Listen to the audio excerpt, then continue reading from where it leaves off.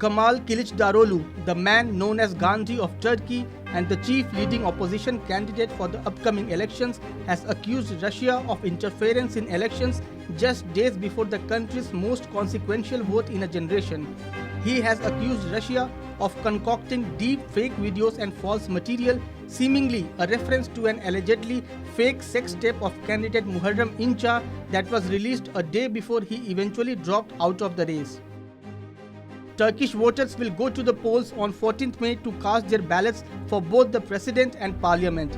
This election is being billed as the most important one in Turkey's history, with analysts claiming that the result will decide whether Turkey's electorate would choose modernity or the conservative version of Islam. For Turkey's President Recep Tayyip Erdogan, this election is of massive historical significance. It falls 100 years after the foundation of Mustafa Kemal Atatürk's secular republic, and if Erdogan wins, he will be empowered to put even more of his stamp on the trajectory of a geostrategic heavyweight of 85 million people.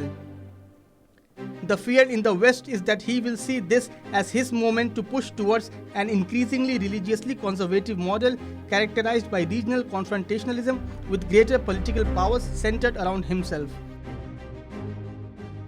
The election will weigh heavily on security in Europe and the Middle East. Who is elected stands to define Turkey's role in the NATO alliance, its relationship with the US, the EU and Russia, migration policy, Ankara's role in the war in Ukraine, and how it handles tensions in the Eastern Mediterranean.